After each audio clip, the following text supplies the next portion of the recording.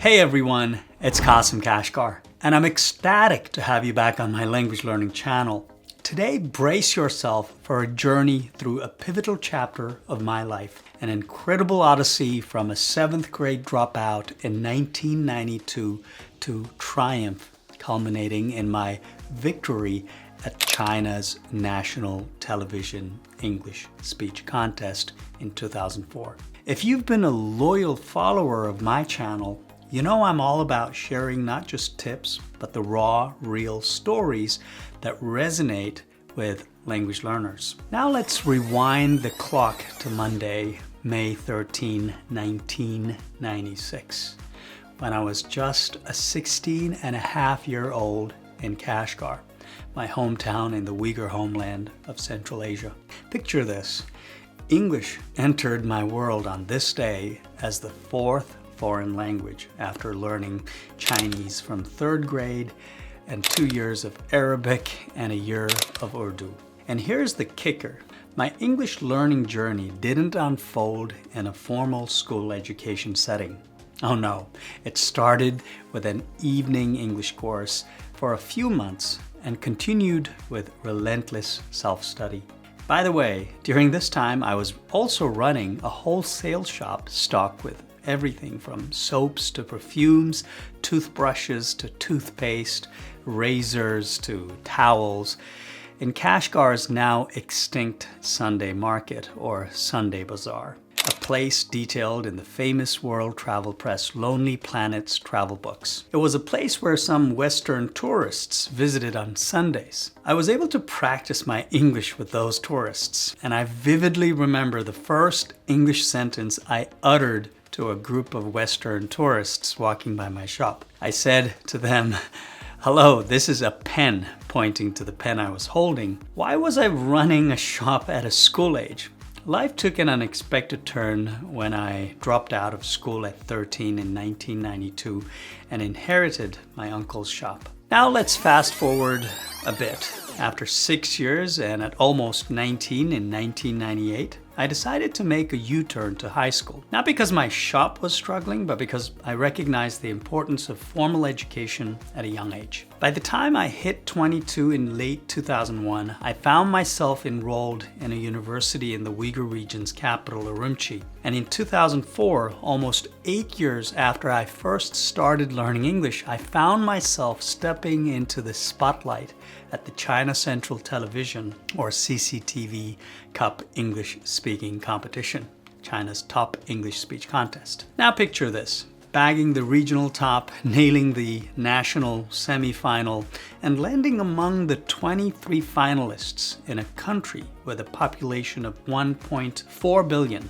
The televised final was a whirlwind, a prepared speech, impromptu speech, debate, and Q&A sessions. And guess what? Boom, I clinched the first place with a whopping score of 96.59 out of 100 points. But hold on tight for the plot twist. The contest threw me a curveball that year. The committee decided to spice things up with a game-style round for the 6 finalists, shaking up the final winner's roster. Despite feeling like victory was in the bag, I ended up snagging the 3rd position and an Audience Choice Award. It was a bitter moment, as you can probably tell from this clip of me accepting the prize at the competition. Now, why am I sharing this story almost 20 years later?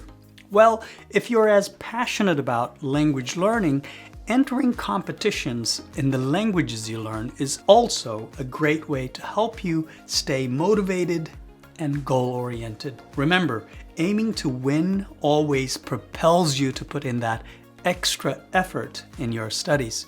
That's what happened when I was learning English in those years. I never wanted to miss any language competitions in those years, and those competitions helped me elevate my fluency and overall competence in English. I hope you enjoyed this true story of mine. Don't forget to hit that like button, subscribe, and ring that notification bell. Are you ready to dive into this captivating journey together? Let's roll. Next up, we have contestant number 19, Qasim Abdurrahim from Xinjiang University.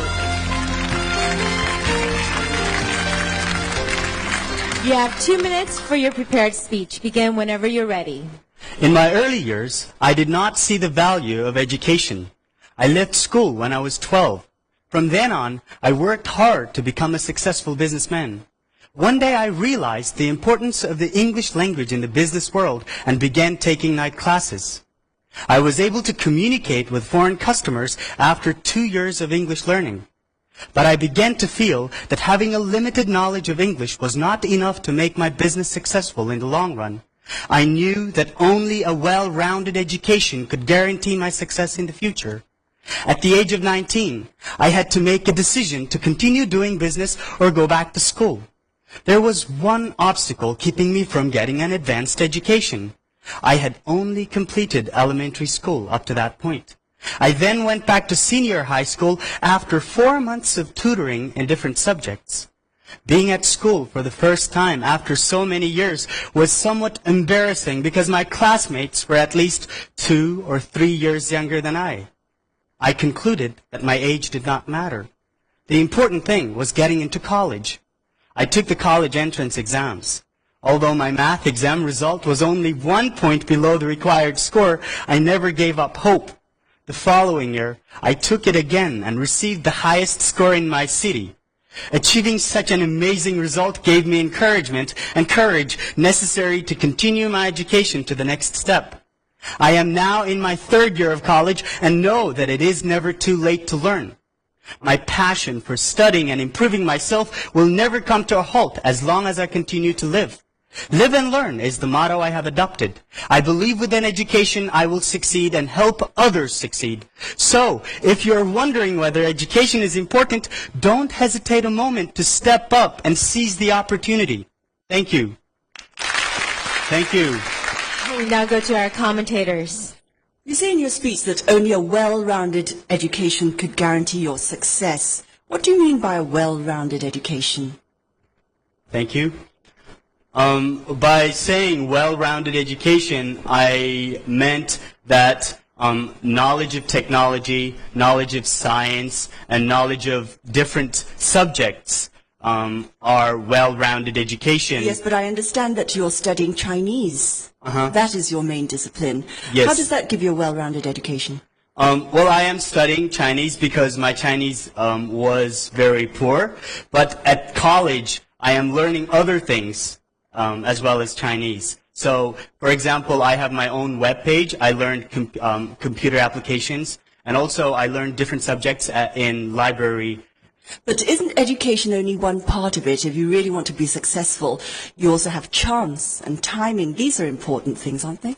Well, chances are, you have to go for it. It's not, you don't have to wait for the chances to come. So with education, chances will come. With education, I have established my school. Let's go to our audience for a question now. Hi. Well, I'm from Communication University of China and major in English broadcasting. Well, last time I took course in broadcasting, I got a headache because my teacher said to me that, "Hey, Sapphire, what you're doing is not English broadcasting; it's English speaking, and I can't feel the very thing from you." So, as you're already an excellent English speaker, what do you think you have to improve? If here's a chance for you to be an English anchor, and is there anything you think you have to change from your recent English speaking ability? Thank you. Thank you. If I have a chance of being an English anchor, what things should I change? Well, I have the ability, I have the skills of being an English anchor. I also worked as an English teacher on a TV program last semester in my province. And I have all the abilities. But one thing that I could change is that I would probably take a cosmetic surgery on my left cheek. So that would be one thing that I could change from my appearance. But other than that, I have the ability. I look for first classification and then content. Really? Yes. Did you buy any movies? Do I buy movies? Yes, I do. So you look at the first classification first and Yes. the content, Yes, right? I do. Okay. Time is up. But you're over 18. Yes. Why you would qualify for any movie? Well, because I don't like children movie. I don't like kids movie. So I watch, okay, it's for adults. Yes, I'm buying it. It's for kids. No, I'm not buying it. Let's turn it over to our commentators Thank you. now. Well, very interesting subject, both for the prepared speech and for the debate. I thought this speaker was very poised, very professional, good eye contact, expressive gestures, maybe too many of them at times. Once again, we may not need a Quite so gesture many. to let us know what the number 3 is, but a good use of voice, seemed very confident, perhaps reflecting the experience and the confidence that he gained from his early work in business. When you did go back to school finally, now that you're at university, did you in fact find that your business experience, the very fact that you had worked for a number of years, has helped you in your approach to your studies? Definitely. That was definitely, because In when I what was way? having different subjects, for example, mathematics, I didn't know mathematics a lot. I knew how to plus, how to minus. So, and after getting to high school, well, before getting to high school, 4 months of tutoring, and then it was okay. Can I finish this? Sure. Thank you. I was learning for about 4 months. It was day and night, very hard. I worked really hard, and then I went back. And also the politics class, the economics that we learn in Chinese, high school, that we have politics class, but it includes economics and different things. So it was many students that said that, oh, it's all theory. But when the teacher was talking, I was like, okay, in my business, yes, in society, I saw that. I was so excited. Yes, that's great. Okay, from plus and minus, now we're going to move on to averaging. Let's take a look at your scores over We're here. going to take off the top score, 98.3, and the low score, 94.2. This is going to be a high one. Wow, 96.59. Congratulations. Thank you.